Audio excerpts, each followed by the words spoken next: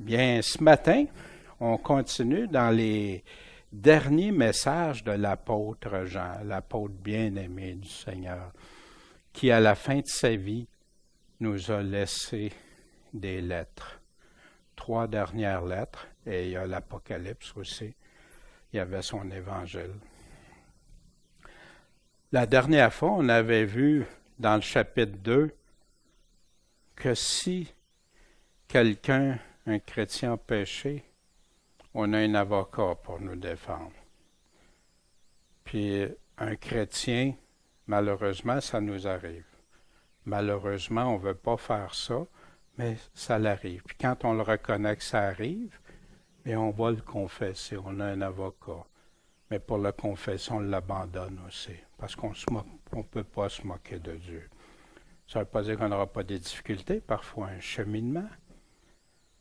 Croire et obéir aux commandements, c'est ça un vrai chrétien qu'on avait vu, lui obéir. Les vrais demeurent et persévèrent, ceux qui demeurent en moi. Jean aussi nous avait confrontés, aimer le monde ou le vaincre? Quand on parle du monde et ses principes, sa convoitise et tout ça. On ne parle pas des individus. Aucun mensonge provient de la vérité. Par contre, beaucoup partent de la vérité et ajoutent des mensonges. Et là, ce n'est plus la vérité. Ceux qui nient le Père et le Fils. Fait qu'on a vu, tu peux le nier par tes paroles, tu peux le nier par tes actes aussi.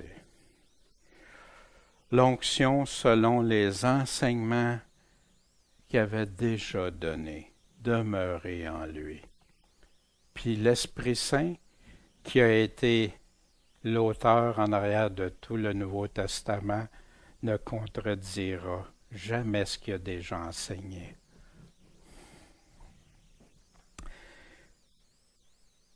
On avait vu aussi la distinction des ténèbres, c'est quoi? Parce que Jean nous amène à ça, ténèbres et lumière. Vivre dans les ténèbres, tu ne gardes pas ses commandements. Dans la lumière, tu les gardes, ses commandements. Tu abandonnes quand tu es dans les ténèbres. Pour abandonner, il faut que tu aies déjà marché. Demeurer en lui. Ça, c'est d'être dans la lumière. Ne pas aimer, c'est être dans les ténèbres. Aimer, c'est être dans la lumière. Vivre selon le monde, c'est être dans les ténèbres. Puis vivre selon l'esprit, c'est être dans la lumière. Aimer le monde encore ou ne pas aimer le monde. Ça, c'est les contrastes entre les ténèbres et la lumière.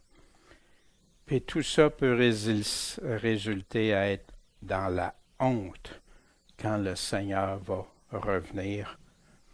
Mais ceux qui pratiquent la justice n'auront pas honte, que l'apôtre Jean nous a dit dans ce chapitre.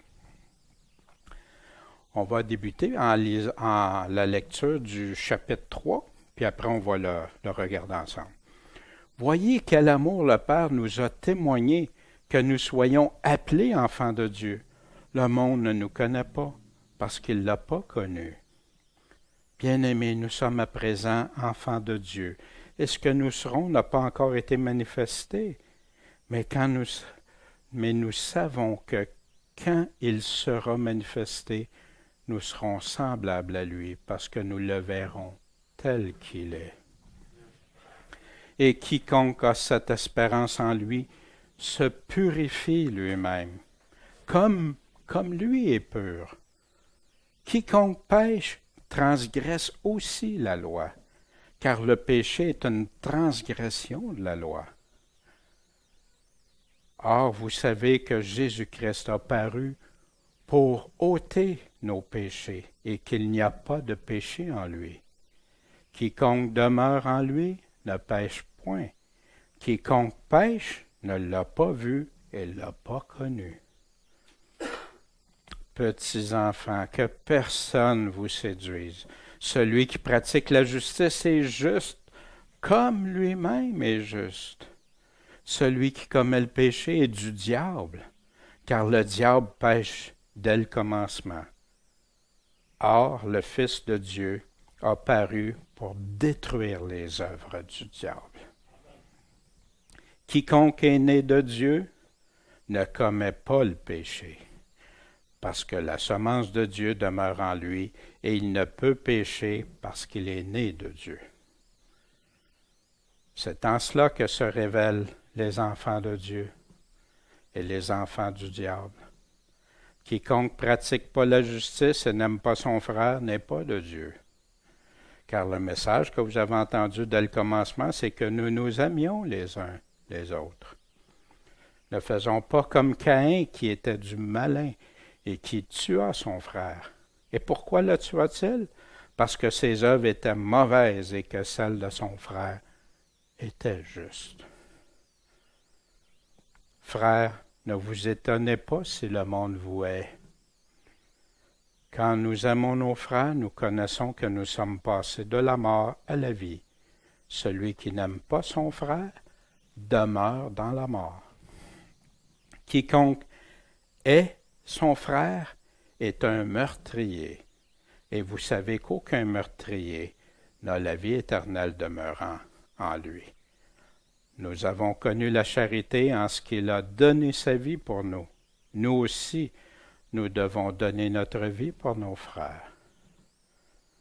Or, celui qui aurait des biens de ce monde et qui, voyant son frère dans le besoin, lui fermerait ses entrailles, comment l'amour de Dieu demeurerait-il en lui? Mes petits-enfants, n'aimons pas de parole ni de la langue, mais en action et en vérité. Car c'est en cela que nous connaissons que nous sommes de la vérité et que nous assurerons nos cœurs devant lui. Car si notre cœur nous condamne, Dieu est plus grand que notre cœur et il connaît toutes choses. Bien-aimés, si notre cœur ne nous condamne pas, nous avons de l'assurance devant Dieu.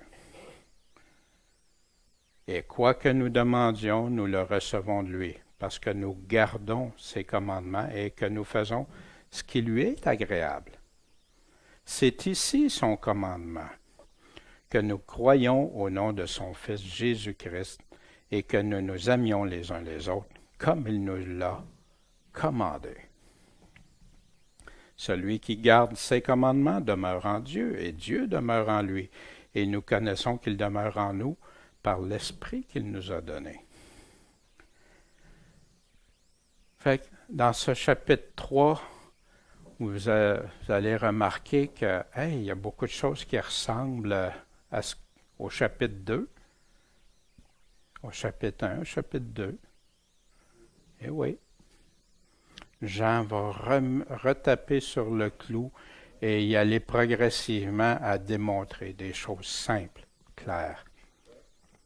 Le fil conducteur que Jean a débuté, si nous disons que nous sommes en communion, en relation avec lui et que nous marchions dans les ténèbres, nous mentons et nous n'agissons pas selon la vérité.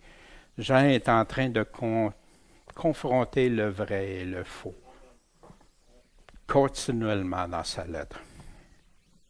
C'est un des tests de Jean. Il confronte la vérité et le mensonge, le vrai chrétien du faux chrétien. Puis c'est conforme aux enseignements du Nouveau Testament, des mots clairs, simples, accessibles à tous. Il va nous parler par des contrastes, des encouragements pour les vrais, des avertissements pour les faux, puis des tests pour comment connaître le vrai du faux. 1 Jean 3:1. Voyez quel amour le Père nous a témoigné que nous soyons appelés enfants de Dieu. Amen. Quel privilège. Mais je peux-tu lire la lettre juste à partir de là? Il faut que ça s'enchaîne avec le reste. Qu'est-ce qui confirme qu'on est appelé enfant de Dieu? Il nous le dit avant. Le monde ne nous connaît pas parce qu'il ne l'a pas connu.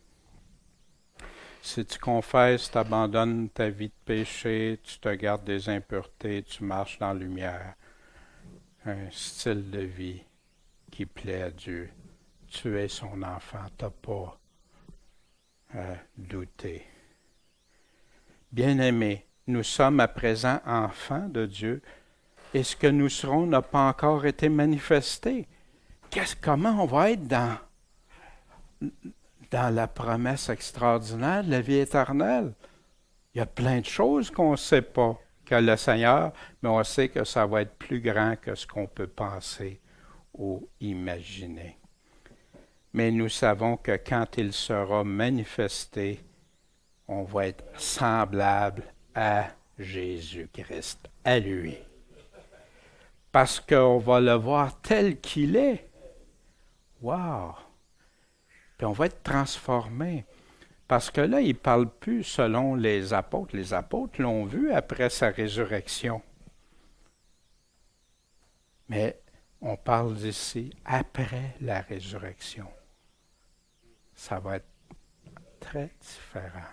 Amen. Et quiconque a cette espérance en lui, qu'est-ce qu'il fait? Se purifie lui-même. Remarquez ici, comme lui est pur, à qui revient la responsabilité de se purifier? Je ne parle pas de pardonner du pardon des péchés, du sang précieux, que seul le sang précieux. Je parle ici de la responsabilité qu'il laisse à chacun. Puis c'est ça que Jean parle tout au long aussi entre le vrai et le faux. Le vrai se purifie, il marche de progrès en progrès, puis se débarrasse de ce qui est le mal pour Dieu. Se purifie lui-même. Puis sans Jésus, on ne peut pas, mais en restant avec Jésus, en Jésus, avec lui. Amen. On est victorieux. Lui-même, comme il est pur. Puis il prend même le contraste de Jésus. Wow! Ça me rappelle-tu que, Seigneur, il faut que je continue à me purifier pour être de plus en plus à l'image du Seigneur?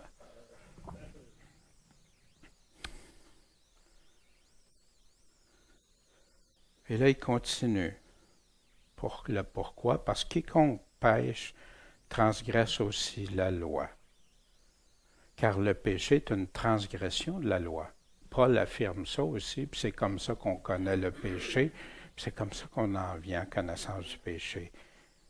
Mais vous savez que Jésus a paru pour quoi? Pour ôter nos péchés, et qu'il n'a pas de péché en lui. Fait que là, c'est facile de tout remettre sur Jésus, mais il vient de nous dire qu'on a une responsabilité aussi. Le péché est une transgression de la loi. Savez-vous que maintenant, la loi, où elle est maintenant? La loi est dans le cœur du chrétien. La loi du Seigneur, la loi de Christ que Paul parle. Est-ce qu'un enfant de Dieu peut mentir, voler, faire des choses répréhensibles? Non. Puis si jamais il a tombé dans ce piège-là, repens-toi, confesse, abandonne. Jésus-Christ est venu pour les ôter, ces péchés-là, pas pour qu'on les garde, les ôter. Quiconque demeure en lui, qu'est-ce qu'il fait? Ne pêche pas. Il y en a qui disent, vu que je suis en Jésus, même si je pêche, c'est pas grave. Voyons donc. Jean ici nous dit, quiconque demeure en lui ne pêche pas. Puis il rajoute, pour pas qu'il y ait de confusion, quiconque pêche ne l'a pas vu, ne l'a pas connu. Wow! Ça devrait me faire réfléchir. Pourquoi c'est si facile à justifier les péchés? Alors que c'est pas ça qu'il nous dit. Il n'est pas en train de dire que c'est impossible de pécher. C'est pour ça qu'il dit, si quelqu'un d'entre vous a péché, qu'il le confesse. C'est sérieux le péché. Dieu est le péché. Dieu est les mauvaises œuvres. Dieu haït ces choses-là. Puis la crainte de Dieu, c'est de haïr le péché. On va voir plus tard ce que Paul lui-même dit. Puis là, il continue.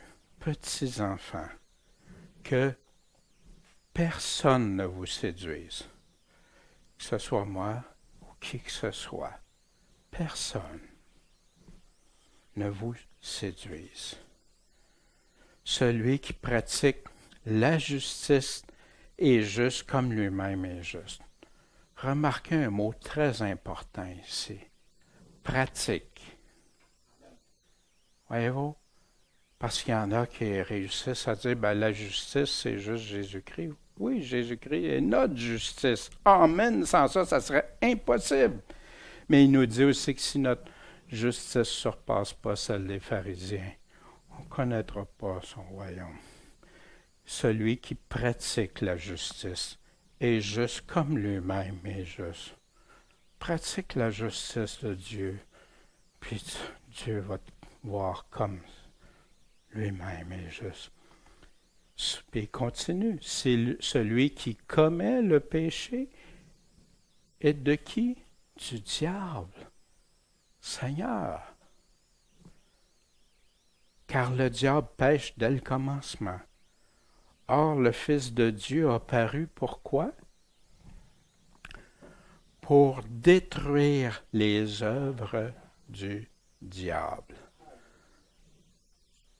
Pour détruire ce péché-là, détruire les péchés qui peuvent nous envelopper, tout enlever. Les œuvres du diable. Dans Jean 8,44, Jésus disait, « Le Père dont vous êtes issus, c'est le diable. Puis vous voulez accomplir les désirs de votre père, le diable. Hein? Il a été meurtrier dès le commencement, il n'a pas persisté dans la vérité, il n'a pas demeuré dans la vérité parce qu'il n'y a pas de vérité en lui. Quand il dit le mensonge, il parle de son propre fond parce qu'il est menteur et le père du mensonge. Les œuvres du diable, c'est d'en venir toujours au mensonge. Prendre les choses que Dieu a dit, ça partit avec Adam et Ève. Ça s'est poursuivi.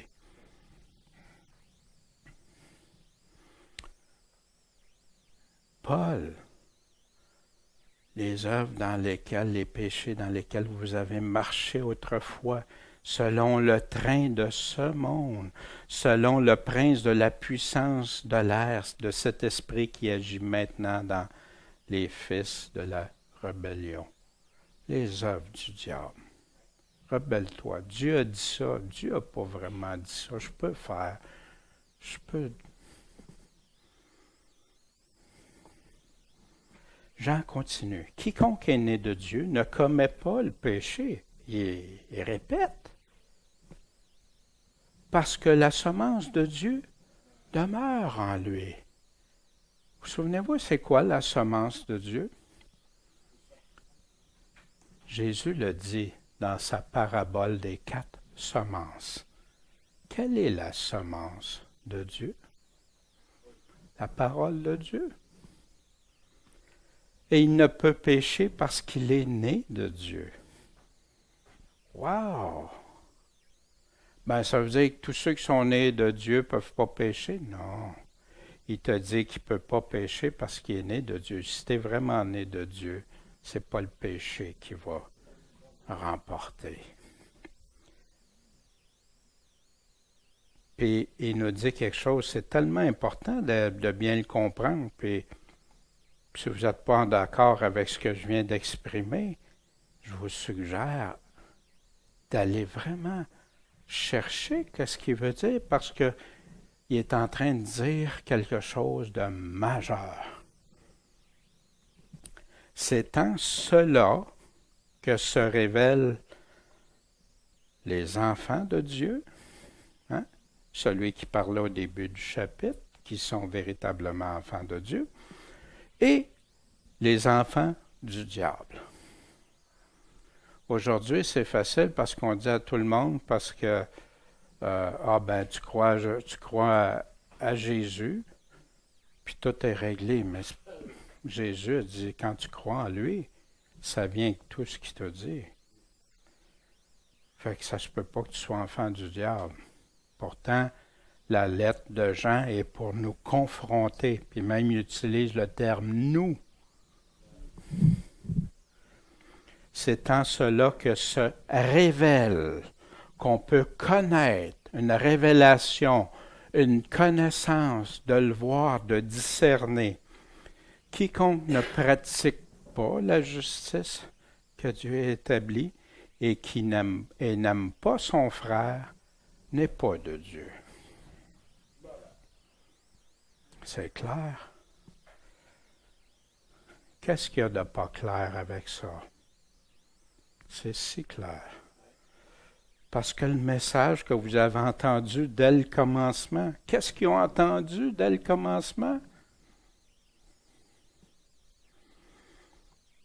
C'est que nous nous aimions les uns les autres. Comme Jésus nous a aimés. Vous vous souvenez, on le chantait ce matin. Comme Jésus. Comment il nous a aimés, Jésus? Il va nous l'expliquer. Puis il va encore là faire un contraste.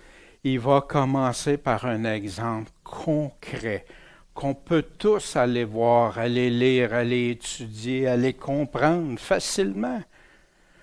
Vous savez, Jean, il n'a pas parlé avec la théologie, avec des choses complexes et compliquées. Il est resté très terre à terre, très simple, que tous comprennent, que ce soit accessible aux jeunes, vous jeunes, aux personnes plus âgées, à ceux qui sont jeunes dans la foi ou affermis dans la foi. Il a parlé de façon claire et précise. Ne faisons pas comme Caïn, qui était de qui? Du malin. Puis qu'est-ce qu'il a fait? Il a tué son frère. Mais pourquoi il l'a tué? Parce que ses œuvres étaient mauvaises. Remarquez ici, ses œuvres étaient mauvaises, mais celles de son frère étaient justes, dans la justice. Maintenant, pourquoi Jean nous parle de ça? Il veut nous avertir le piège de Caïn. La voie de Caïn. C'est quoi cette voie-là? Dans Genèse 4. Si tu fais bien, ne relèveras-tu pas ton visage? Dieu est en train de parler à Caïn. Puis après que Dieu a rejeté son offrande, a rejeté Caïn et son offrande, la Bible nous dit. Pourquoi? Mais si tu ne fais pas bien, le péché est couché à ta porte, à la porte, et son désir est tourné vers toi. Le désir du péché est tourné vers toi, Caïn. Mais toi, tu dois dominer sur lui. C'est étrange qu'on entend souvent, on n'a pas notre volonté, regarde, tu dois dominer sur lui. Dieu retourne la responsabilité à Caïn. Choisis Caïn. Tu vas-tu te laisser dominer par le péché ou tu vas remporter, être victorieux sur le péché, avoir la victoire? Mais après, Caïn a été parlé à Abel, son frère. Et comme ils étaient au champ, Caïn s'est élevé contre Abel, son frère, et le tua. Qui a remporté ici? C'est pour ça qu'il dit qu'il était du malin. C'est parti d'une déception. Caïn était déçu, offensé que Dieu n'accepte pas son offrande. Il avait un cœur divisé, vouloir plaire à Dieu, puis vouloir être reconnu. Son orgueil a été touché. Son estime de lui-même, appelez ça comme vous voulez. Mais malheureusement, il n'a pas choisi. Il n'a pas été choisi, fait qu'il n'a pas choisi de vivre selon la justice. Il était libre de choix, libre de pécher ou non, que Dieu lui dit. Mais le péché a été de plus en plus la jalousie, l'orgueil, qui a conduit au meurtre de son frère. Après ça, comment a-t-il réagi? Et l'Éternel dit à Caïn, « Où est Abel, ton frère? » Il répond, « Je ne le sais pas. » Mensonge. Suis-je le gardien de mon frère, moi? L'arrogance devant Dieu. Arrogant. Comme si Dieu ne savait pas, connaissait pas. Comme s'il osait encore se cacher de Dieu. Dieu connaît tout. Jean va nous le dire. Dieu connaît tout de notre cœur. Ça, quand tu vas dire, sinon notre cœur ne nous condamne pas, mais Dieu est plus grand que notre cœur. Comme les pharisiens, exactement, la justice des pharisiens. Seigneur, Seigneur, mais ils n'obéissaient pas. Ils faisaient des choses contraires à la volonté de Dieu. Le choix d'Abel. Par la foi, Abel a offert à Dieu un plus excellent sacrifice que Caïn.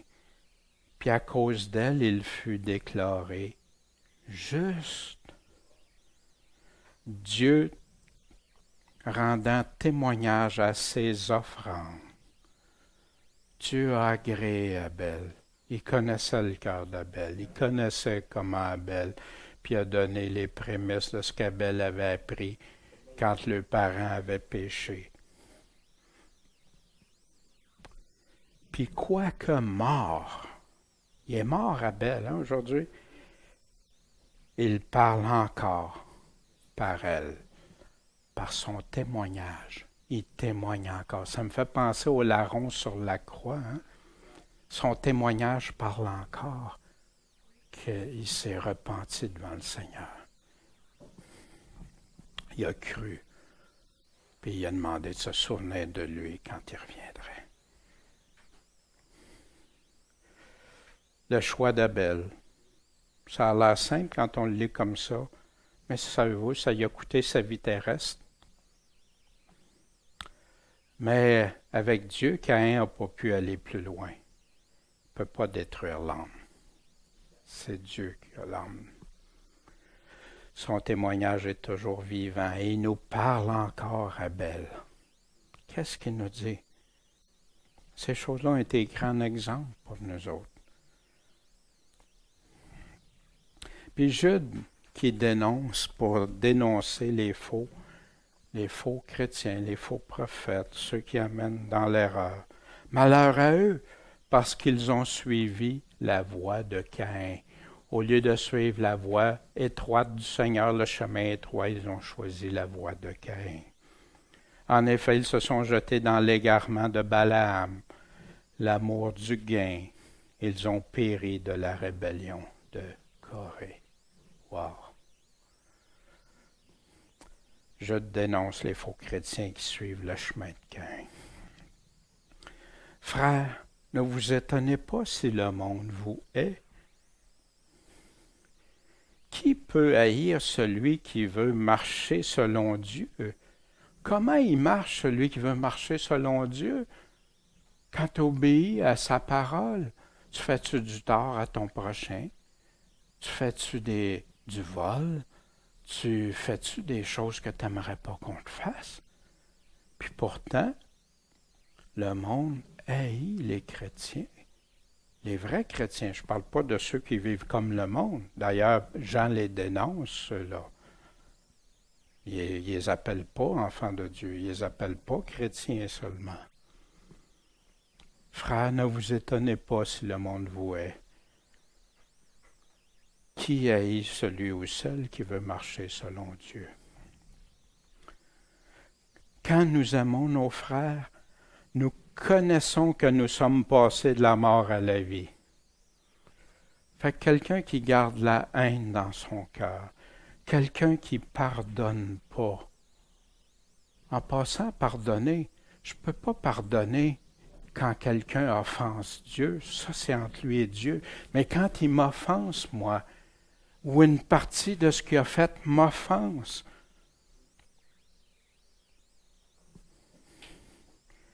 celui qui n'aime pas son frère demeure où? Dans la mort.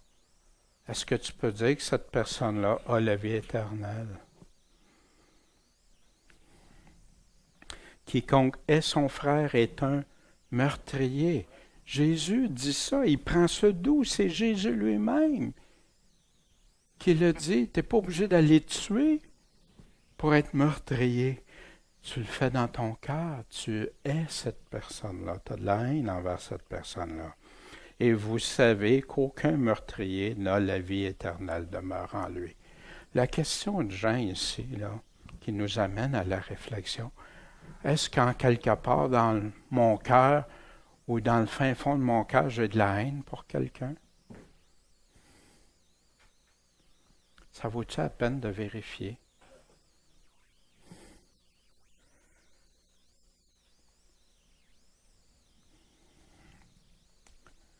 Nous avons connu la charité en ce qu'il a donné sa vie pour nous. Fait que là, il va aller rechercher l'amour. Ça veut dire quoi? Il va chercher l'exemple de Jésus qui a fait quoi par amour? Il a donné sa propre vie, son propre sang. Il a été jusqu'à la mort par amour pour nous. Fait qu'on pourrait arrêter là. Mais on ne peut pas parce qu'il nous dit, nous aussi, moi, toi, tous ceux qui sont chrétiens, nous pouvons, nous devons donner notre vie pour nos frères. Comment qu'on peut donner notre vie? Parfois, il y en a beaucoup à travers les siècles, à partir des apôtres, qui ont donné leur vie par amour pour les autres, qui ont fait tout ce qu'ils ont pu, puis que le monde les a haïs, puis qu'ils ont tués à cause de ça, dans l'Inquisition, aujourd'hui, pendant qu'on se parle, il y a des frères et des sœurs que ça leur arrive. Mais par amour, ils continuent, ils persévèrent, puis ils donnent leur vie pour que d'autres puissent en venir. Parfois, ça ne va pas jusque-là. Parfois, donner notre vie, ça peut être quoi? Je vais donner priorité à mes frères, à mes sœurs. Ils sont plus grands que moi. Je suis leur serviteur. Ça ne veut pas dire que je vais tout faire, toutes des affaires que je ne suis pas capable de faire. Mais tout ce que je suis capable de faire, c'est au service, c'est par amour, donner sa vie. Combien de mères ont donné leur vie pour leurs enfants? Combien de pères ont donné leur vie à s'en rendre malades par amour?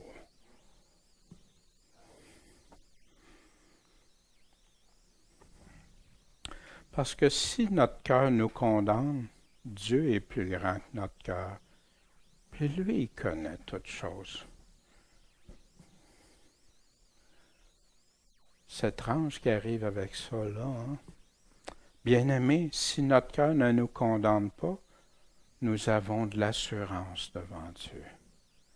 Et vous, Seigneur, si mon cœur me condamne parce que je ne sens pas que j'ai de l'amour envers quelqu'un que je hais, Seigneur, Fais-les grossir même, que je m'en débarrasse. Parce que toi, tu es plus grand que mon cœur. Mais si mon cœur en vient, après m'être examiné ce que Jean vient de me dire, si j'ai de la haine pour quelqu'un, si je suis prêt à donner ma vie pour les autres, et tout ça, j'ai cette assurance-là que oui, Seigneur, dans mon cœur, c'est clair. Amen, j'ai de l'assurance devant Dieu. Et là, quoi qu'on demande, on le reçoit de lui. Pourquoi? Parce que nous gardons ses commandements et que nous faisons ce qui lui est agréable. Remarquez qu'il ne parle pas juste de l'amour ici, il en parle prioritairement, mais ses commandements au pluriel. Et nous faisons ce qui lui est agréable. L'action, le faire, le pratique, faire. Or, celui qui aurait, puis il va nous donner des précisions. Il ne nous laisse pas dans le... Regardez la lettre, c'est pour ça qu'on a lu le chapitre tantôt, mais on devrait lire toute la lettre, mais le temps nous manque. Qu'est-ce qu'il est en train de dire? Or, celui qui aurait des biens dans ce monde, puis qui, voyant son frère dans le besoin, lui fermerait ses entrailles, comment l'amour de Dieu demeurerait-il en lui?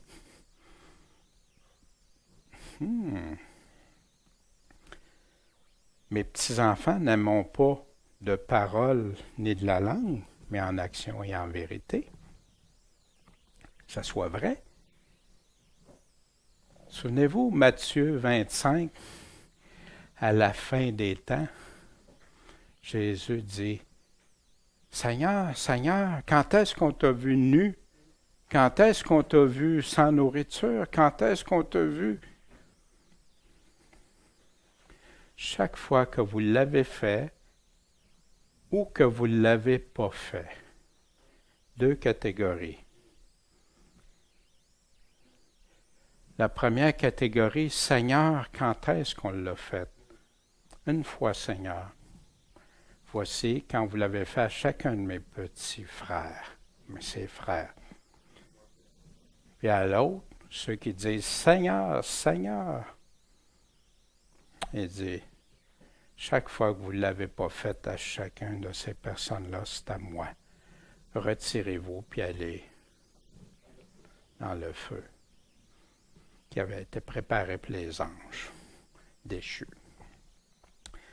Mes petits-enfants, n'aimons pas de parole ni de la langue, mais en action et en vérité. Parce que c'est en cela que nous connaissons que nous sommes de la vérité et qu'on va assurer notre cœur devant lui. Y a-tu changé de sujet? Comment assurer ton cœur? Comment que ton cœur ne te condamne pas? Comment l'assurer? Mets en pratique son amour. Dieu a créé l'homme. Il fait pleuvoir sur le bon, le méchant. Dieu a manifesté sa bonté envers l'homme. Il veut que l'homme en vienne à la repentance. Il veut que l'homme en arrive à changer ses voies, puis à marcher selon les voies du Seigneur. C'est pourquoi il l'avait créé initialement. Mais il sait qu'il y en a beaucoup qui vont rejeter ça. Mais le chrétien est là pour démontrer cet amour. Démontrer que c'est par l'amour que vous aurez les uns par les autres. Les gens vont dire, comment ça, eux autres, ils s'aiment tant que ça. Ils sont prêts même à donner leur vie pour les autres, quelle que soit la forme. C'est en cela qu'on va connaître qu'on est dans la vérité, de la vérité, pas juste en blablabla, que nous assurons nos cœurs devant lui. Priez selon Jésus, parce qu'il vient de nous dire qu'il répondrait. Je suis le cep et vous êtes les sarments. Celui qui demeure en moi et en qui je demeure va porter beaucoup de fruits, parce que sans moi, vous ne pouvez rien faire. Fait que Jean, serais-tu en train de contredire ce que Jésus dit? Non. Le fondement, c'est toujours en Jésus-Christ. Si quelqu'un ne demeure pas en moi, il est jeté. s'il ne demeure pas, c'est ce que Jean parlait, demeurer en lui, il est jeté comme le sarment, puis il sèche. Puis on ramasse les sarments, puis on les jette au feu, puis ils brûlent. Mais, si vous demeurez en moi, et que mes paroles demeurent en vous, vous demanderez tout ce que vous voudrez, puis vous l'obtiendrez. Il y en a qui prennent la prière aujourd'hui comme une formule magique. Non. Fais ce que Dieu demande. Cherche premièrement le royaume, sa justice, puis il va s'occuper du reste. Il va répondre. Obéis-le, suis-le. Débarrasse-toi de ce qui n'est pas de Dieu.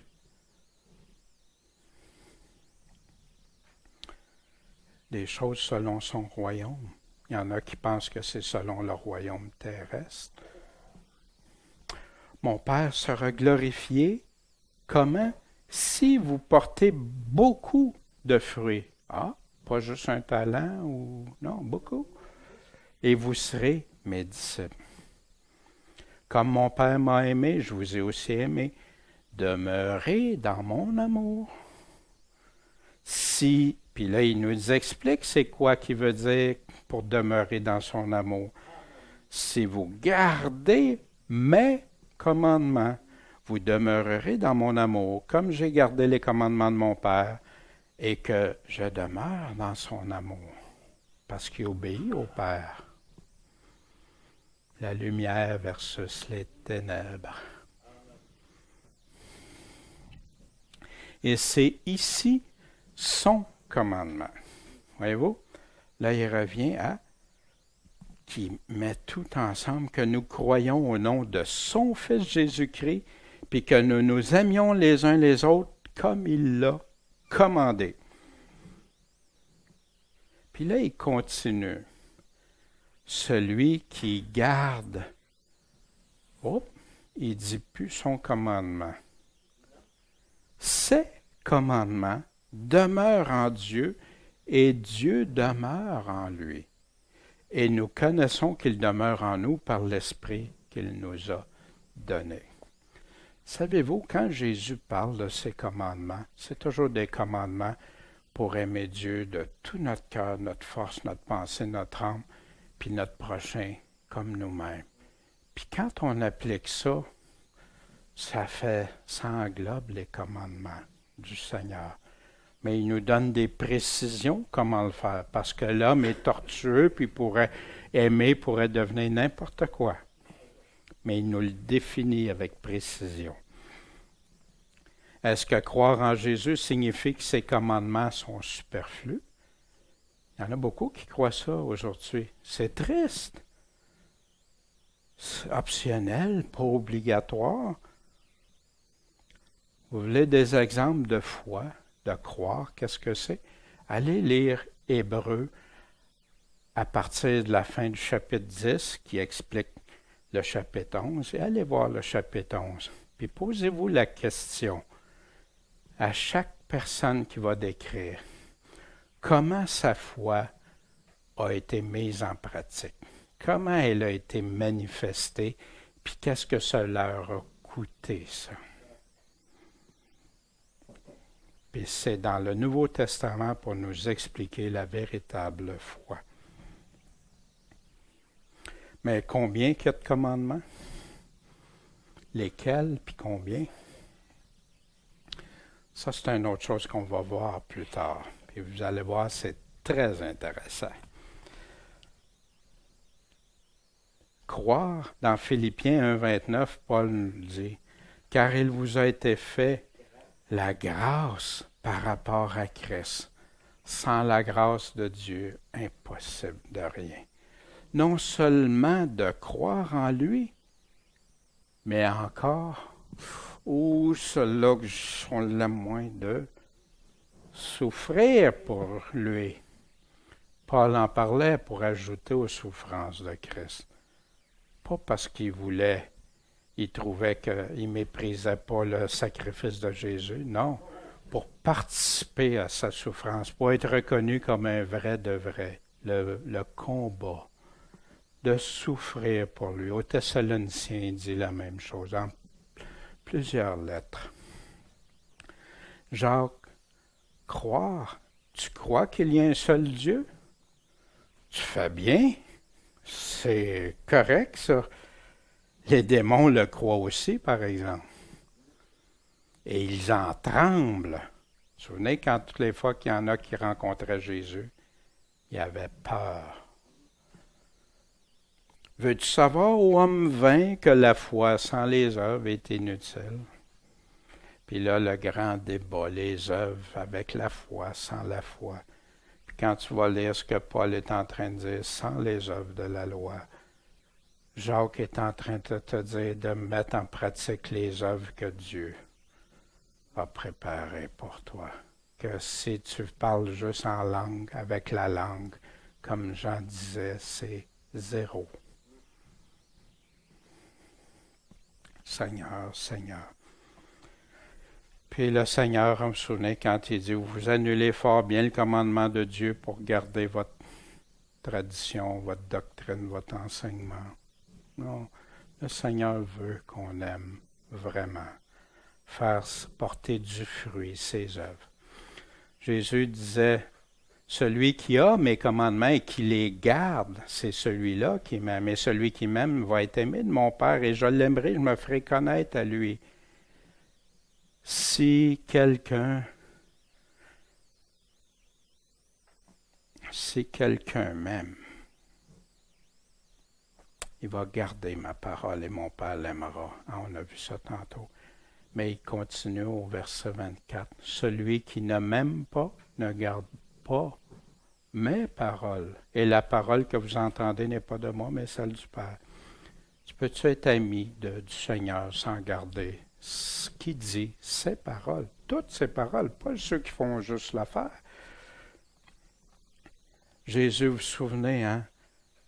Allez, faites de toutes les nations des disciples, baptisez-les au nom du Père, du Fils et de l'Esprit Saint. Enseignez-leur à observer tout ce que je vous ai prescrit, tous ces commandements. Et voici, je suis avec vous jusqu'à la fin du monde. Pourquoi qu'il y a tant d'emphase à dénigrer les paroles de Jésus aujourd'hui? Elles sont si importantes. Tu as les paroles de la vie éternelle. Il ne dit pas, je suis un de ceux qui a la parole de la vie éternelle, écoutez ce qu'on vous dit, écoutez-moi. Jésus disait aux Juifs qui avaient cru en lui, si vous persistez dans ma parole, vous serez vraiment mes disciples. Aujourd'hui, le mensonge qui circule, c'est que tu peux être sauvé sans être disciple de Jésus. Alors que Jésus parle, les chrétiens ont été appelés chrétiens la première fois, c'était tous des disciples. Puis quand vous lisez, vous vous souvenez, dans les Actes, on voyait, et Dieu ajoutait des disciples, des disciples, des disciples. Mais on sait qu'être disciple, pour certains, ben non, Jésus a mis des obligations pour être disciple, fait qu'on n'en veut pas de ceux-là. Et vous connaîtrez la vérité, et la vérité vous rendra libre. Amen, Seigneur. Aujourd'hui, il y en a beaucoup. Le plus important, c'est pas de lui obéir, mais d'avoir une relation avec Jésus. Pourtant, Jésus dit que si tu n'obéis pas à mes commandements, tu n'es même pas mon ami.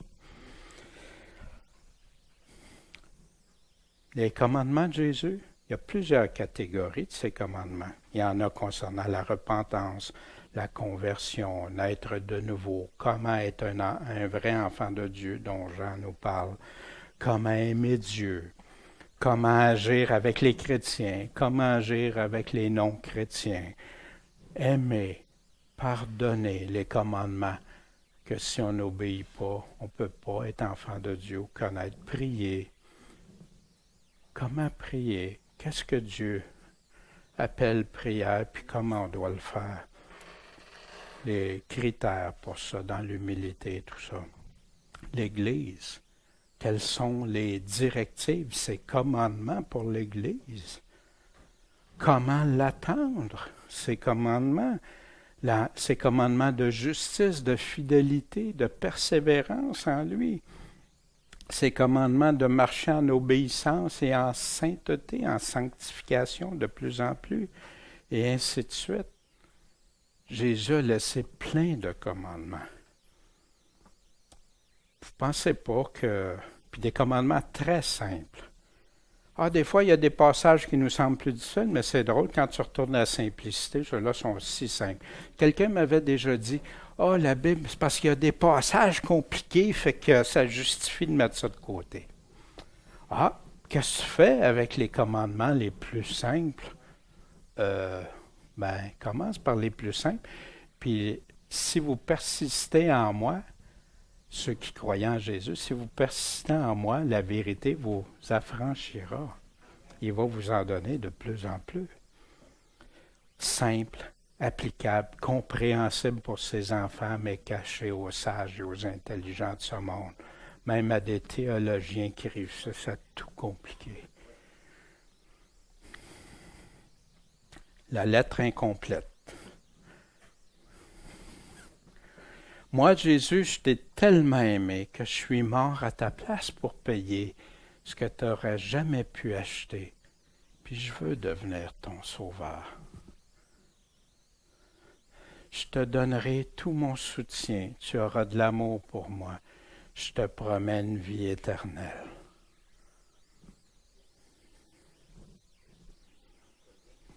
Puis je serai avec toi. Voyez-vous? Oui, je suis mort à ta place, puis jamais tu pourras acheter. Mais pour cela, tu dois abandonner ta vie, puis que je devienne ton Seigneur. Puis arrêtez-moi, s'il y a quelque chose qui est décrit là, puis que c'est pas Jésus n'a pas dit ça, c'est faux. Fait que faut pas. Mais ici, pour cela, tu dois abandonner ta vie, puis que je devienne ton Seigneur, le maître de ta vie.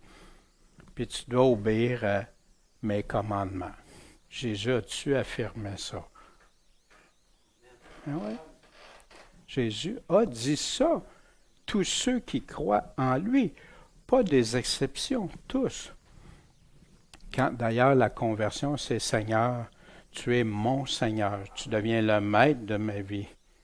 Mais c'est de moins en moins exprimé ou expliqué aux gens. Je te donnerai tout mon soutien pour me suivre. Tu auras de l'amour pour moi, pour me suivre pour le royaume de Dieu. Tu auras de l'amour pour moi si tu obéis à mes commandements, ceux que je t'ai laissés par ma parole. Est-ce que Jésus dit ça? Oui, on vient de le lire. Ton engagement, ta persévérance et ta fidélité envers moi confirmera que je suis vraiment ton Seigneur. Car ceux qui ne m'obéissent pas ne peuvent devenir mes amis. Est-ce qu'il a dit ça? On vient de le lire. Je te promets une vie éternelle. Jésus dit ça? Oui, Jésus nous dit ça. Et à ceux qui croiront en moi et mes paroles. Mais c'est quoi ces paroles? C'est là que les gens prennent juste une partie. Et ils prennent juste les mots, les phrases qui font leur affaire. Sois sur tes gardes. Beaucoup viendront pour te séduire et te promettront la liberté tout en vivant selon les principes du monde. Jésus, tu dis ça? Oui. Veillez, priez, soyez sur vos gardes. Ce n'est pas celui qui dit Seigneur, Seigneur, mais c'est celui qui fait la volonté de mon Père. Qui ai-je déjà promis à ceux qui désobéissent à mes paroles ou qui choisissent lesquelles leur convient ou se détournent de la vérité? Jésus n'a jamais fait de promesse à ceux-là, il les a plutôt mis en garde. Que celui qui a des oreilles entende. Seulement à ceux qui m'écoutent, c'est-à-dire qui m'aiment et me suivent, que mes promesses s'appliquent. Je serai avec toi, mais tu ne seras pas mieux traité que ton maître. Persévère jusqu'à la fin. Voyez-vous, tout enfant de Dieu Jean nous parle de ces choses-là dans sa lettre, puis dans ses 2 autres lettres aussi. Puis dans l'Apocalypse, celui qui garde mes commandements aura droit à l'arbre de vie. Mais la lettre incomplète est facile, les choses agréables à entendre, les choisir les plus belles, rejeter les paroles qui sont trop contraignantes. Par contre, tu vas en avoir qui vont mettre beaucoup d'emphase sur certains commandements de Jésus, mais quand ils vont dans le sens qu'ils veulent, quand ça leur garde un contrôle ou une influence, quand ça les garde dans le giron de leur dénomination, ces choses-là, mais ils sont prêts à effacer ou atténuer ou amenuiser les autres. C'est pas ça que Jésus nous dit. Gardez tous mes commandements, ma parole. Clément de Rome, j'avais dit dans les premiers chrétiens. Clément de Rome, en passant, en l'an 96 qui a écrit ça, Clément de Rome qui a été confirmé par l'apôtre Jean dans Philippiens, puis qui a été reconfirmé par les chrétiens. Clément connaissait, était compagnon de Paul, puis selon les écrits des premiers chrétiens, et c'est encore accessible aujourd'hui, confirme que Clément a connu les apôtres, qui étaient avec les apôtres, puis même Clément, qui a été responsable de l'Église de Rome par la suite, qui était à Rome, là, pas l'Église de Rome au sens comme aujourd'hui on peut comprendre, à l'Église qui était à Rome, c'est Pierre qui l'a mis là comme, si vous voulez, ce qu'il appelait surveillant, évêque ou pasteur ou ancien, ou etc.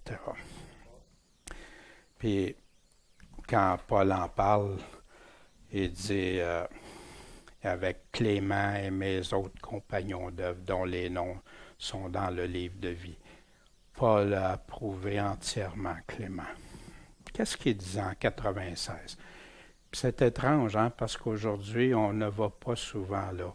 Puis c'est de valeur parce que pourtant, il y avait des réformateurs qui savaient, qui connaissaient ces écrits-là, mais ces écrits-là n'étaient pas dans le même sens qu'Augustin. Fait que ils ont malheureusement choisi Augustin en l'an 400 vers le 4e siècle, c'est-à-dire au lieu de ça. Et pour cette raison, la paix et la justice s'est maintenant retirée et éloignée de vous. Pourquoi? Car chacun qui abandonne la crainte de Dieu devient aveugle dans sa foi et ne marche pas dans ses commandements. Oh, ça, c'est des extraits de premiers chrétiens. Il y en a plein.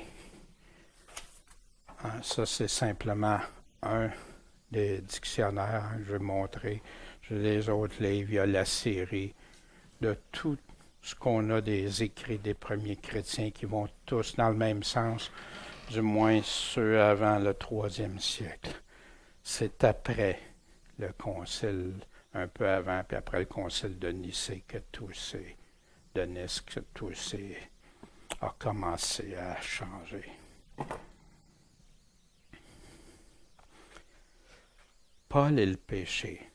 Dans titre 1, Paul, serviteur de Dieu et apôtre de Jésus-Christ, pour la foi des élus de Dieu et pour la connaissance de la vérité, qui est comment la vérité? Selon la piété. Est-ce que Paul a déjà prêché une autre vérité que la piété? Jamais. Il y en a qui veulent mettre un accent juste sur la grâce, mais Paul parlait également. Que dit la grâce? Qu'est-ce qu'elle enseigne, la grâce, selon Paul? Il en disait à Tite au chapitre 2, verset 11. Parce que la grâce de Dieu pour le salut de tous les hommes a été manifestée. Puis qu'est-ce qu'elle fait, cette grâce-là? Elle nous enseigne à quoi? À renoncer à l'impiété, aux convoitises mondaines et à vivre en ce présent siècle comment?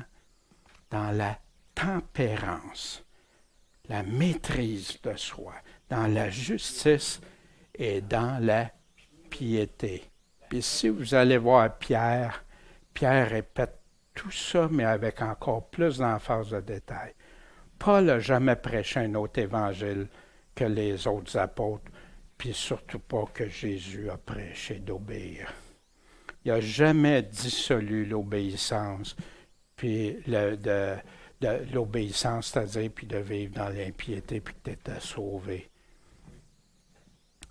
Romains 12, Paul dit, « Je vous exhorte donc, mes frères, par les compassions de Dieu, à offrir vos corps en sacrifice vivant, saint, agréable à Dieu. » Tu peux-tu plaire à Dieu si tu vis dans l'impiété, dans le péché?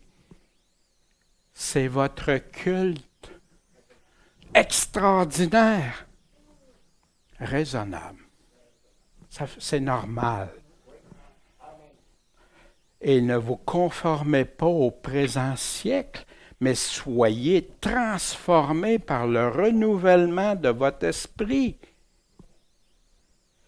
afin que vous éprouviez que la volonté de Dieu est bonne, agréable et parfaite. Obéir à ses commandements ne devrait pas être pénible. Ça peut te coûter quelque chose, mais quand tu compares avec ce que Dieu te promet, ça vient tout par le reste. Que la charité soit sans hypocrisie. Ayez le mal en veilleuse, en horreur. Qu'est-ce que ça veut dire le mot horreur? Attachez-vous un peu au bien, fortement au bien. La crainte de Dieu, c'est haïr le mal, haïr le péché. Ça, c'est craindre Dieu. Paul est le vrai chrétien. Aimer selon Jacques. Jacques, il nous dit la même chose que Jean, de partager, de ne pas dire à un frère, tu y expliques la foi, puis va te débrouiller, puis tu reviendras demain. Non, non. En pratique. Les œuvres en pratique. Dans Jacques 5, 19, il continue aussi d'une façon bien importante qui a été oubliée. Frères, si quelqu'un d'entre vous s'écarte de la vérité, quelle vérité? La vérité de Jésus-Christ, l'évangile de Jésus-Christ, pas des hommes, de Christ. Et quelqu'un d'autre l'y ramène. Pour ramener quelqu'un, il faut qu'il ait déjà été là. Hein? Parce qu'il s'est écarté de la vérité. Il était dans la vérité, puis il s'en est écarté. Qu'il sache que celui qui a ramené. Voyez-vous, pourquoi je mets de l'emphase sur ça? Parce que, non, ça c'est pour les non-sauvés. Non. Ramener un pécheur du sentier de quoi? De l'égarement. Sauvera une âme de la mort et couvrira une multitude de péchés.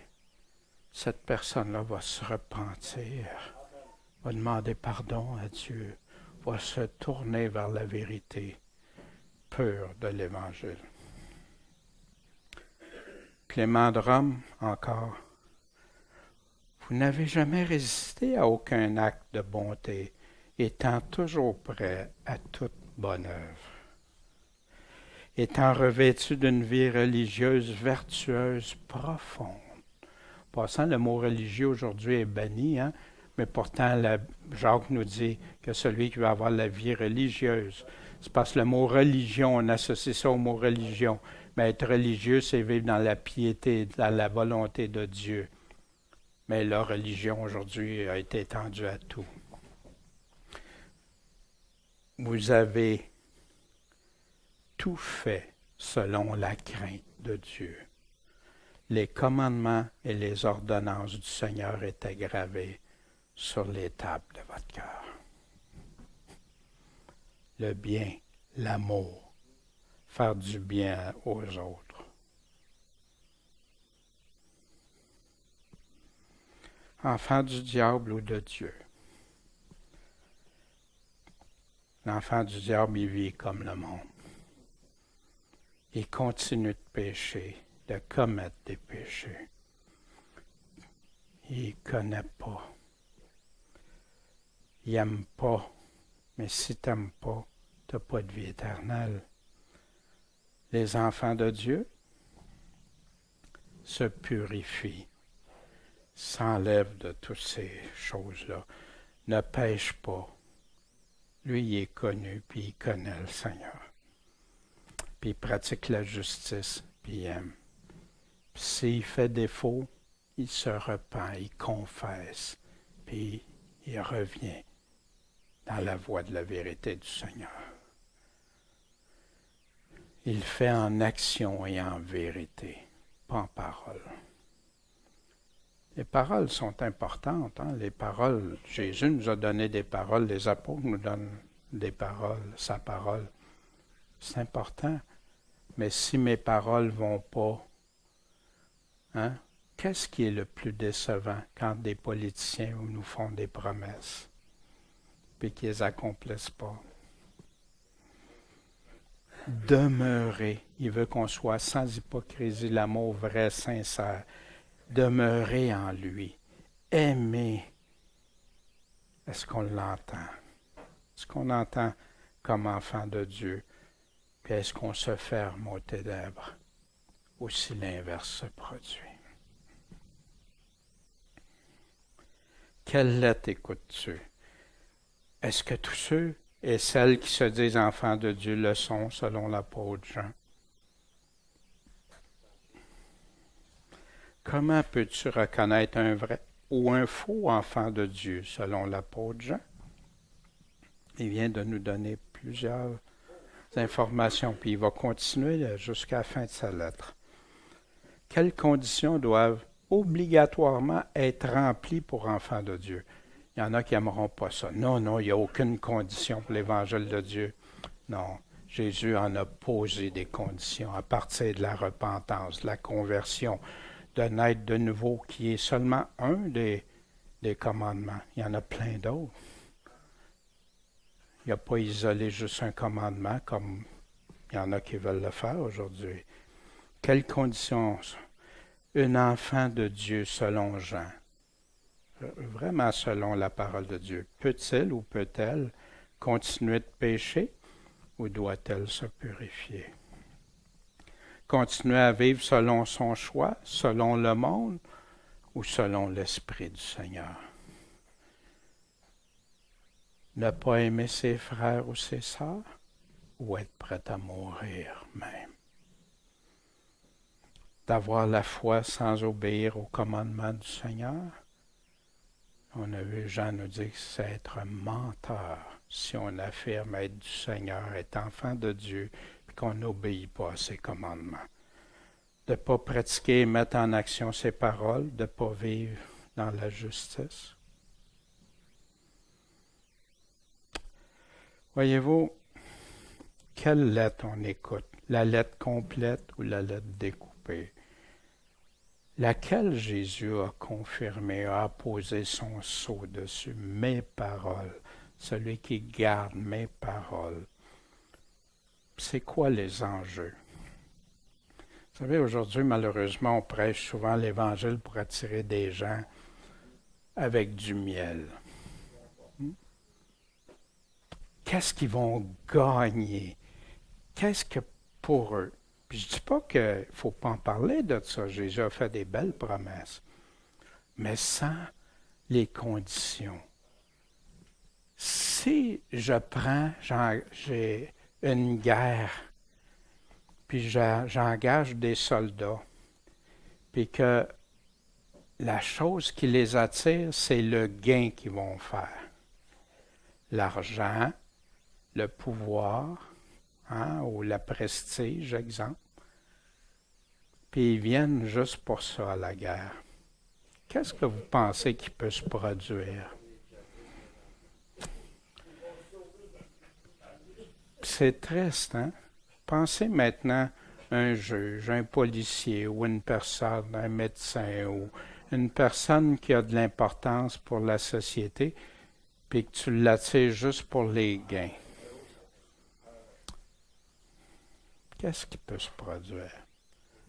Ben, le Seigneur nous appelle, mais parce qu'on le suit, parce qu'on lui obéit, il va nous donner par-dessus.